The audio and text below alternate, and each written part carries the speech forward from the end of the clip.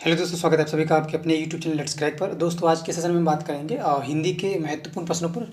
Top 40 प्रश्नों पर, हिंदी के जो महत्वपूर्ण प्रश्न हैं जो कई एग्जामों में सीधे तौर पे पूछे जाते हैं उन प्रश्नों पर। और ये सभी प्रश्न जो है परीक्षा की दृष्टि से हैं और नए सिलेबस के जो है अकॉर्डिंग है यूपी ट्रिपल एस सी पेट के एग्ज़ाम में। ठीक है, तो ये सभी प्रश्न जो है एग्ज़ाम ओरिएंटेड हैं। तो सेशन को अंत तक जरूर देखिएगा और सेशन को लाइक शेयर करना बिल्कुल भी ना भूलिएगा। तो देखते हैं आज का जो पहला प्रश्न है।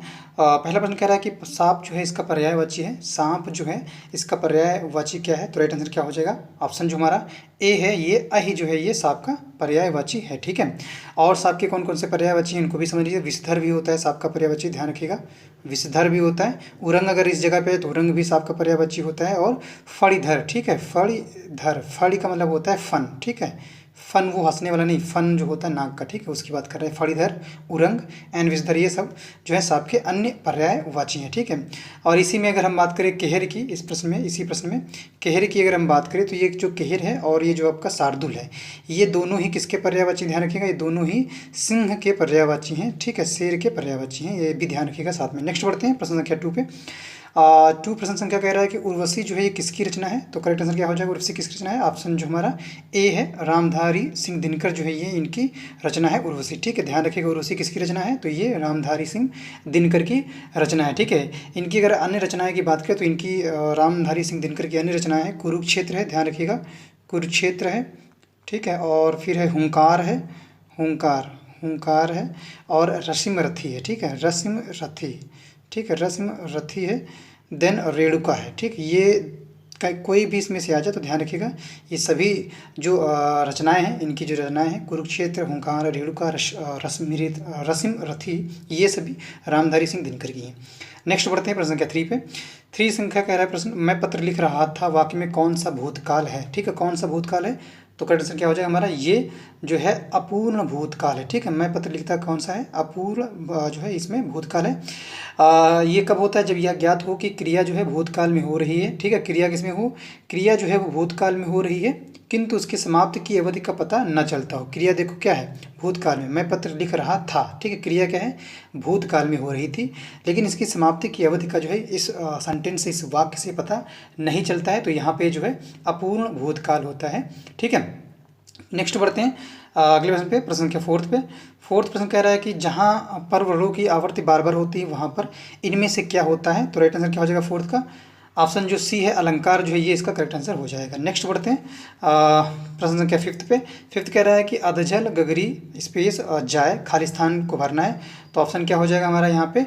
करेक्ट जो आंसर होगा ए होगा, छलकत जो है यहाँ पे भरा जाएगा। ठीक है, छलकत जो है ये भरा जाएगा, ये एक लोकोक्ति है, अधजल गगरी छलकत जाए। ठीक है, नेक्स्ट क्वेश्चन देखते हैं। नेक्स्ट प्रश्न कह रहा है थोथा चना स्पेस घना, तो स्थान की पूर्ति करना है। तो करेक्ट हो जाएगा क्या हमारा? राइट हो जाएगा बी, बाजे। मेरे ख्याल से ये प्रश्न सभी को पता होगा, थोथा चना बाजे घना, ये भी एक लोकोक्ति है। ठीक है, नेक्स्ट बढ़ते हैं प्रश्न क्या 7th पे। 7th कह रहा है उड़ती चिड़िया के पंख गिनना, मुहावरे का जो अर्थ है ये क्या है? तो करेक्ट आंसर क्या हो जाएगा हमारा? ऑप्शन 7th का ऑप्शन ए जो है मन की बात जो है जान लेना, ये इसका करेक्ट आंसर हो जाएगा, उड़ती चिड़िया के पंख गिनना। नेक्स्ट बढ़ते हैं 8th प्रश्न पे। 8th प्रश्न कह रहा है कि नागार्जुन का जो वास्तविक नाम था वो क्या है?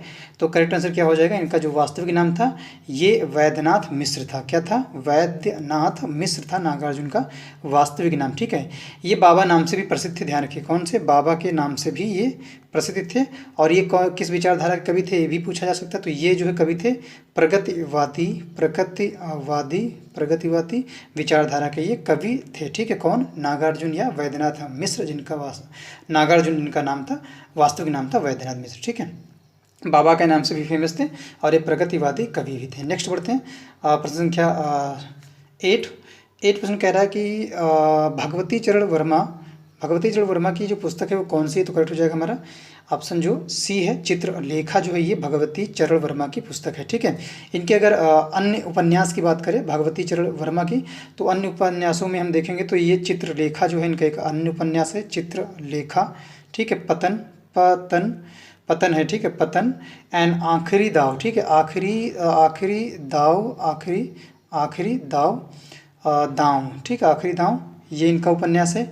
और रेखा एक उपन्यास इनका है, ठीक है। और भूले बिसरे चित्र भी इनका उपन्यास है। सबही नचवात राम गोसाई भी एक इनका उपन्यास है। और टेढ़े मेढ़े रास्ते भी है, ठीक है, ध्यान रखिएगा। नेक्स्ट क्वेश्चन की तरफ बढ़ते हैं। प्रश्न संख्या 9th, प्रश्न संख्या 10th। प्रश्न 10th कह रहा है कि दक्ष जो है इसका पर्यायवाची शब्द क्या है। दक्ष जो है इसका पर्यायवाची शब्द पूछ रहा है, तो करेक्ट आंसर क्या हो जाएगा हमारा विकल्प जो बी है कुशल जो है। दक्ष का मतलब क्या होता है, किसी काम में आप बहुत दक्ष हैं, इसका मतलब है आप उस काम में बहुत ही निपुण या कुशल हैं, ठीक है। दक्ष का जो पर्यायवाची होता है वो कुशल होता है और पारंगत भी होता है, पारंगत भी होता है। ये सभी दक्ष के पर्यायवाची शब्द हैं, ठीक है। नेक्स्ट बढ़ते हैं अगले प्रश्न पे। नेक्स्ट क्वेश्चन 11 देखते हैं क्या कह रहा है। 11 प्रश्न कह रहा है घोटक का जो पर्यायवाची शब्द है वो क्या होगा। घोटक का पर्यायवाची शब्द क्या होगा, तो राइट हो जाएंगे ऑप्शन जो हमारा 11th का विकल्प बी है। घोटक जो है घोड़ा को कहते हैं, ये राइट हो जाएगा। इसके अन्य अगर पर्यायवाची की बात करें तो इसके हैं बाज जो है इसका अन्य पर्यायवाची है घोटक या घोड़े का, और है और आप और भी समझिए सैंधव भी है, ठीक है, सैंधव भी है और तुरंग भी बोलते हैं, ये भी ध्यान रखिएगा तुरंग, ठीक है। ये सभी जो है घोटक के पर्यायवाची हैं या घोड़े के पर्यायवाची हैं। नेक्स्ट बढ़ते हैं प्रश्न संख्या 12। 12 प्रश्न कह रहा है कि निरक्षर जो है का विलोम होगा। निरक्षर का विलोम क्या होगा, करेक्ट हो जाएगा हमारा बी विकल्प जो है साक्षर जो हो जाएगा निरक्षर का विलोम। नेक्स्ट बढ़ते हैं प्रश्न संख्या 13। 13 कह रहा है प्रजा का जो बहुवचन क्या होगा, तो करेक्ट हो जाएगा हमारा 13 का प्रजा का बहुवचन है, तो राइट हो जाएगा ऑप्शन डी प्रजाजन है इसका बहुवचन हो जाएगा, ठीक है। Next question 14। 14 प्रश्न कह रहा है कि राजा का जो पर्यायवाची होगा क्या होगा, राजा का पर्यायवाची, तो करेक्ट आंसर क्या हो जाएगा हमारा 14 प्रश्न का ऑप्शन जो बी है नृप जो है ये राजा को बोलते हैं। और कौन से इसके पर्यायवाची हैं राजा के, भूप है, भूपति है, भूपति, और है महीप, और इसके साथ नरपति भी राजा को बोलते हैं, नरपति बोलते हैं, नरेश भी बोलते हैं राजा को। बहुत सारे इनके पर्यायवाची हैं, भूपाल भी बोलते हैं, भूपाल भी बोलते हैं, और नरेंद्र भी बोलते हैं। ये सभी जो हैं राजा के पर्यायवाची हैं। नेक्स्ट बढ़ते हैं प्रश्न संख्या 15 पे। 15 प्रश्न कह रहा है कि रात काली अंधेरी है। रात काली अंधेरी में विशेष जो है ये क्या है, विशेष क्या है, तो करेक्ट हो जाएगा हमारा इसमें विशेष जो है ये रात है, ठीक है। ये विशेष क्या करता है, विशेषण की जो विशेषता बताने वाले जो शब्द होते हैं उन्हें विशेष से कहते हैं, ठीक है। तो रात जो है ये जो है विशेष है। प्रश्न संख्या 15 में विकल्प राइट हो जाएगा। नेक्स्ट क्वेश्चन देखते हैं 16 प्रश्न कह रहा है पगड़ी का जो बहुवचन है क्या होगा, तो राइट हो जाएगा हमारा पगड़ी का बहुवचन क्या होगा, ऑप्शन ए जो है पगड़ियाँ जो है ये इसका करेक्ट आंसर हो जाएगा। अगले प्रश्न चलते हैं 17 प्रश्न पे। 17 प्रश्न कह रहा है काला अक्षर जो है स्पेस क्या हो जाएगा, तो आंसर हो जाएगा हमारा क्या हो जाएगा 7th का विकल्प जो है 17 का 7th नहीं है, 17 प्रश्न है, ऑप्शन ए जो है भैंस जो है ये इसका करेक्ट हो जाएगा। काला अक्षर भैंस बराबर ये भी एक क्या है जो है लोकोक्ति है, ध्यान रखिएगा। नेक्स्ट क्वेश्चन चलते हैं और प्रश्न संख्या 18 पे। 18 प्रश्न कह रहा है कि आहत का विलोम शब्द क्या होगा, तो करेक्ट हो जाएगा आहत का विलोम क्या होता है, ऑप्शन हो जाएगा ए अनाहत। नेक्स्ट देखते हैं हमारा अगले देखते हैं ज्ञानपीठ जो है कितनी भाषाओं में दिया जाता है। जो ज्ञानपीठ है ये कितनी भाषाओं में दिया जाता है। ज्ञानपीठ क्या है, ये पुरस्कार है, ध्यान रखिएगा, ठीक है। तो इसको कंफ्यूज मत होइएगा, ठीक है।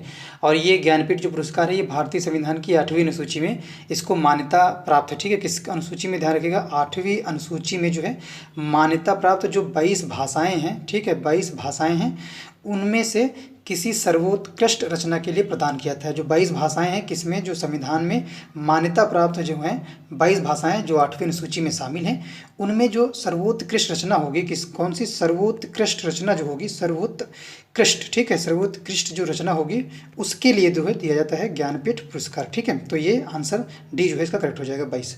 नेक्स्ट बढ़ते हैं प्रश्न के 20 प्रश्न कह रहा है कि राजनेता में कौन सा समास है, तो राइट हो जाएगा हमारा विकल्प तत्पुरुष समास है। नेक्स्ट बढ़ते हैं गाय का जो है विलोम पूछ रहा है, तो गाय का विलोम क्या हो जाएगा हमारा विकल्प 21 का ऑप्शन जो बी है बैल हो जाएगा। नेक्स्ट चलते हैं 22 प्रश्न पे।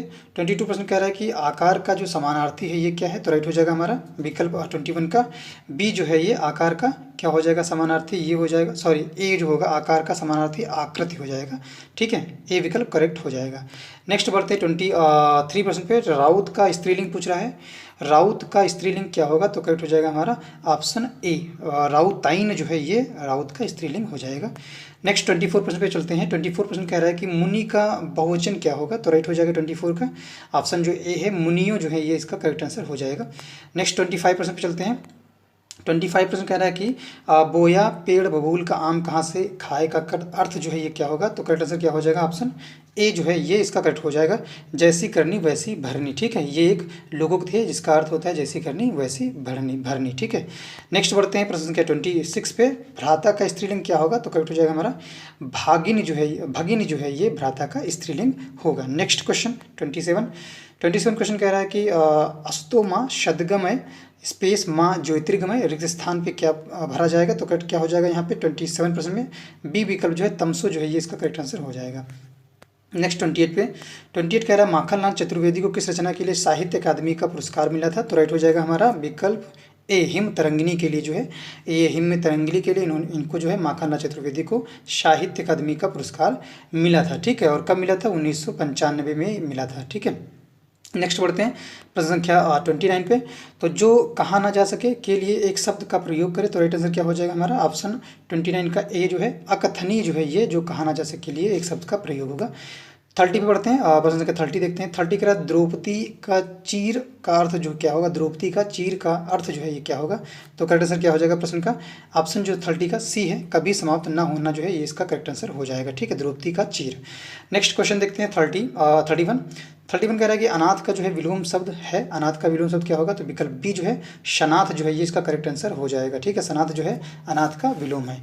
अगले प्रश्न पे चलते हैं 32 पे। 32 प्रश्न कह रहा है कि धक्का मुक्की में कौन सा समास है, तो राइट हो जाएगा हमारा सी विकल्प जो है द्वंद्व समास है धक्का मुक्की में। नेक्स्ट बढ़ते हैं 33 प्रश्न पे।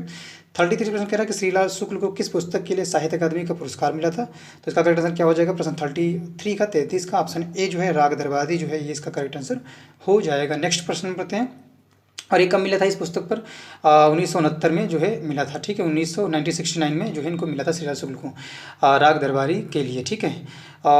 नेक्स्ट बढ़ते हैं प्रश्न संख्या 34 पे। 34 पे रामचरितमानस किस भाषा में लिखी गई है, तो राइट हो जाएगा हमारा ये अवधी भाषा में लिखी गई है। ये क्या है, महाकाव्य, ध्यान रखिएगा कहा है महाकाव्य। इसकी रचना किसने की थी, गोस्वामी तुलसीदास ने की थी, ये भी ध्यान रखिए गोस्वामी तुलसीदास ने की थी इनकी रचना, ठीक है, तुलसीदास जी ने इसकी रचना की थी, ठीक है। और इसे पूर्ण होने में लगभग कितने वर्ष लगे, तो इसे पूर्ण होने में लगभग ये भी थे 2 वर्ष और 7 माह 26 दिन लगे, ठीक है, 2 वर्ष 7 माह और 26 दिन, ठीक है, 26 दिन जो है लगे इस महाकाव्य को पूरा होने में।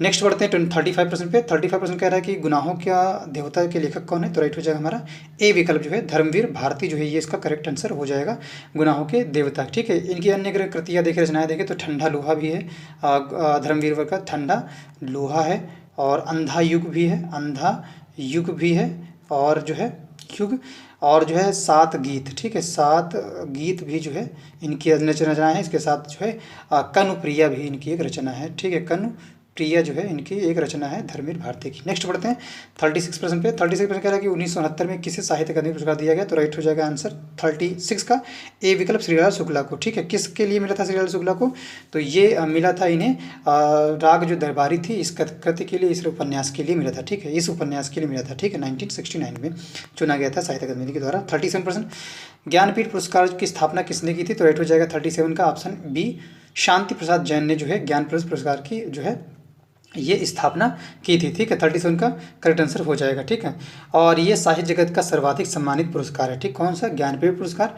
और इसकी स्थापना टाइम्स ऑफ इंडिया समाचार पत्र के जो संस्थापक थे और ये साहू जैन परिवार के जो साहू शांति प्रसाद जैन के नाम से जानते थे द्वारा वर्ष 1961 में जो है किया गया था, ठीक है। टाइम्स ऑफ इंडिया के समाचार पत्र के संस्थापक थे शांति प्रसाद जैन, ठीक है, साहू जैन परिवार के एक थे और इन्होंने जो है इसकी स्थापना की थी। और इस पुरस्कार को सर्वप्रथम 1965 में जो है मलयालम लेखक श्री शंकर कुरूप को प्रदान किया गया था। सर्वप्रथम किसको मिला था, सबसे पहले जो है ज्ञानपीठ पुरस्कार किस पाने वाले कौन व्यक्ति थे, तो थे मलयालम लेखक थे, क्या नाम था, श्री शंकर कुरूप, ठीक है, शंकर कुरूप, ध्यान रखिएगा, शंकर कुरूप जो थे इन्हें ये प्रदान किया गया था 1965 में ये प्रदान किया गया था सबसे पहले। नेक्स्ट बढ़ते हैं 38 पे।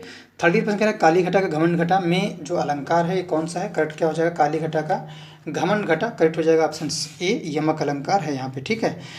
यहाँ पे जो घटा है ध्यान रखिएगा, दो अर्थ हैं घटे के, ध्यान रखिए। एक घटे का मतलब होता है कम होना, और दूसरे वाले घटे का अर्थ क्या होता है, बादल होता है। ठीक है, क्या होता है, काले बादल होता है दूसरे वाली घटे का मतलब। ठीक है, इसका होता है काले बादल और एक का मतलब होता है कम होना। ठीक है, तो यहाँ पे कौन सा अलंकार है, यमक अलंकार है। ठीक है, नेक्स्ट पढ़ते हैं अगले प्रश्न पे 39 पे। 39 प्रश्न कह रहा है कि राई का पहाड़ बनाना का मुहावरा क्या होगा, तो राइट हो जाएगा हमारा ऑप्शन बी जो है, छोटी बात को बढ़ा चढ़ाकर कहना, ये इसका करेक्ट आंसर हो जाएगा। नेक्स्ट बढ़ते हैं 40 प्रश्न पे। 40 प्रश्न कह रहा है कि गीत गोविंद जो है कई बार प्रश्नों में पूछा जा चुका है, कई एग्जामों में ये प्रश्न आ चुका है। तो गीत गोविंद जो रचना है ये किसकी है, तो ये रचना है हमारी जयदेव की है ये रचना। ठीक है, किसकी, ध्यान रखिएगा, जयदेव की ये रचना है गीत गोविंद। ठीक है, तो इसी के साथ आज का सेशन था जो मिनी मॉक टेस्ट पे था और ये क्विक रिवीजन पर भी था, वो समाप्त होता है। वैसे ये हिंदी से संबंधित था और सभी प्रश्न बहुत ही इंपॉर्टेंट थे, तो ध्यान रखिएगा क्वेश्चन को आपको दृष्टि से इंपॉर्टेंट लगते हैं उनको कहीं ना कहीं जो है राइट डाउन जरूर कर लीजिएगा, ताकि आप जाते वक्त जो है उनको जो है एक बार पलट के देख सकें। ठीक है, इसी के साथ मैं अपनी वाणी को विराम देता हूं और मिलता हूं आपके नेक्स्ट वीडियो में। तब तक के लिए thank you so much guys. और इसी के साथ जो है, इसी के साथ मैं इसी के साथ आज का सेशन ये इसी के साथ आज का सेशन ये इसी के साथ ही आज का महत्वपूर्ण क्विक रिवीजन सेशन जो था, जो हिंदी पे बेस्ड था, वो समाप्त होता है। और ये सभी प्रश्न जो हैं आपकी दृष्टि से, इसी के साथ आज का ये महत्वपूर्ण सेशन जो क्विक रिवीजन हिंदी पे बेस्ड था वो समाप्त होता है। ये सभी महत्वपूर्ण प्रश्न जो है आपकी परीक्षा की दृष्टि से बहुत ही इंपॉर्टेंट है। यूपी TSS पेट एग्जाम में सीधे तौर पर यहाँ से क्वेश्चन पूछे जा सकते हैं। और जो चैनल पे जो लोग नए हैं, इसके साथ साथ तो वीडियो को इसी लास्ट प्रश्न के साथ आज का जो सेशन था, जो क्विक रिवीजन पे बेस्ड था, हिंदी से संबंधित था, वो समाप्त होता है। आशा करता हूँ इस सेशन आप सभी को बहुत पसंद आया होगा, तो चैनल को लाइक शेयर करना बिल्कुल भी ना भूलिए। और चैनल पे यदि आप नए हैं तो चैनल को सब्सक्राइब करें और लेटेस्ट अपडेट या लेटेस्ट वीडियो की अपडेट पाने के लिए बेल आइकन को दबाना बिल्कुल भी ना भूलें। मिलते हैं नेक्स्ट सेशन में, नेक्स्ट वीडियो में, तब तक के लिए thank you so much guys.